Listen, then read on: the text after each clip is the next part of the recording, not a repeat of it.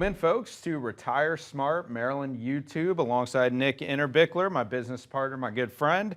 I'm Prashant Sabapathi, and Nick, I want to get into market volatility for this segment. You know, it's been a heck of a year. Hasn't it been a pretty challenging year? And I know people are feeling that.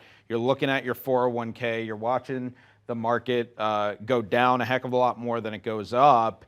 And it's a scary thing to go through. You know, I know that you've been meeting with our clients and I've been meeting with the folks that come in from our television program, and everyone seems to express to us that it's kind of a scary thing to go through when we talk about the market. So can you just give us kind of an overview on what's happened in the market this year and what in particular makes this year's market so different than some of the recessions that we've seen in the past? So to start the year, we've had the worst start to the market since 1970. That's a stock market you're talking about? Stock market, okay, yes. So that right there is a painful thing. And we go back and think, well, how could this be the worst start to the year? We had the financial crisis. Before that, we had the tech bubble. We had the COVID crisis. We had the market go down 30% in 1 month. Right. But this is very different. It's unique in the sense that not only are stocks down, bonds are also down. So what do you mean by that? Because I remember, you think back to 2008, and I wasn't in the business at that time, but I remember my father would tell me the stories. I'm sure you were in the business, so you understand this stuff. But when the stock market went down, couldn't you just take your money and kind of move it over to bonds, because bonds were supposed to be less risky than stocks? And so you might have still lost in 2008 being in the bond market, but it's not the same today, is it? No, it's not. It's very different. And the reason it's different is fundamentally, as Prashant said, as interest rates rise, bond prices go down, and normally stocks move in opposite directions from the direction that bonds move in. But right now what we have is we come to the end of two bull markets at the same time. A 40-year bull market in bonds and about a 13-year bull market in stocks.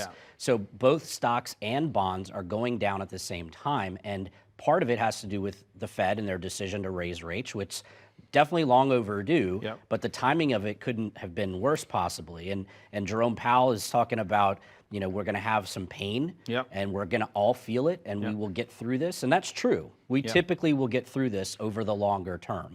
But right now it's just a very unique, there's nowhere really to hide. Like you said, back in 2008, maybe we took our money and put it in more bond or fixed income positions. So if you're a pre-retiree, or maybe you're already retired, right? We hear the market will always come back. Well, that sounds great, but what if I'm already retired and I saved $1 million for retirement, and now I've watched that $1 million go down to 900, 800, 700,000.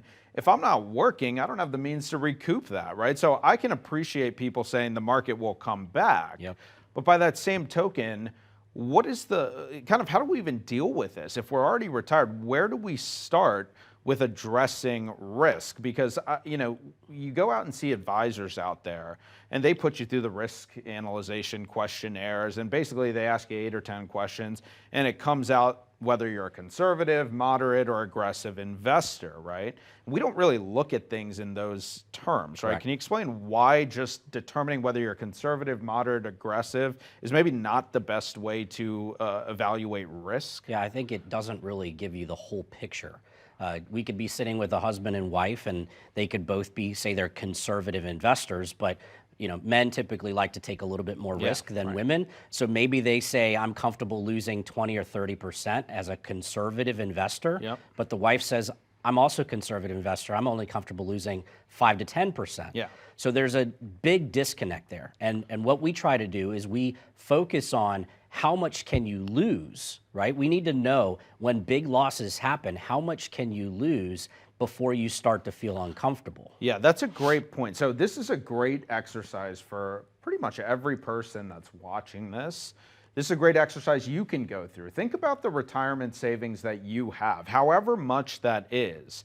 How much can you lose in the market before you begin to feel uncomfortable? And I think you can't really design a retirement plan unless you know the answer to that question, right? So if I have $1 million, at what point does that money have to go, at what level does that money have to go down to before you start to feel really uncomfortable about it? And then can you talk a little bit about how we've helped folks really kind of analyze how much risk they're taking, because it's one thing to determine how much money you're comfortable, quote unquote, losing, but how do you even know what's in your portfolio? How do you know where that maximum level of loss is? Well, first off, let me address one thing you said there. When you said how far down can the portfolio get before you feel uncomfortable? That's one part of the picture. Okay. Yep. The bigger one is how far can your portfolio go down before it impacts your retirement? Yeah, that's a great point. So we need to focus on both of those. We have a tool that we use that we are able to plug in any investment position out there, whether it's a CD, a mutual fund, a stock, an ETF, an annuity, whatever it might be, and we can score and stress test your portfolio to tell you how it would perform under very good conditions, like a very good bull market like we had in 2013, or how, more importantly, it would perform during an event like the financial crisis, where a lot of people lost over 50%. Yeah. So we can take each individual position and plug it in and tell you very simply with a score. It's like a speed limit almost. Okay. How much risk is in my portfolio and how much can I lose when we have another major event? Yeah, it's really an interesting tool because, sometimes you get caught up in the financial world. You have these big analysis that shows, style boxes and charts, and they're incredibly difficult to understand at the end of the day. What I love about the software we use is it's extremely easy to understand, right? Gives you a speed limit, like you said. This is how fast you're driving, and is that speed too high or is it not high enough for your retirement objectives? I think that's really what it's all about when it comes to how much risk you're taking. But I think what's really interesting is then you compare. You compare the speed of your portfolio to your risk tolerance, to that number. How much can you lose before you begin to feel uncomfortable? And that's where it's pretty clear, very quickly, whether or not there's a disconnect, right? And so you mentioned if we lose too much money, that could impact our retirement, right? So what can you kind of elaborate on that? What do you mean by that? I mean, well, I think everybody that's retiring today, their biggest fear is, and it's to pick on Walmart, but I don't want to be a greeter at Walmart, right? But that's what we want to avoid. So if we don't have a roadmap for success, the Retire Smart roadmap that we use, if you don't start planning for that drive along retirement, then you may fail. Gotcha.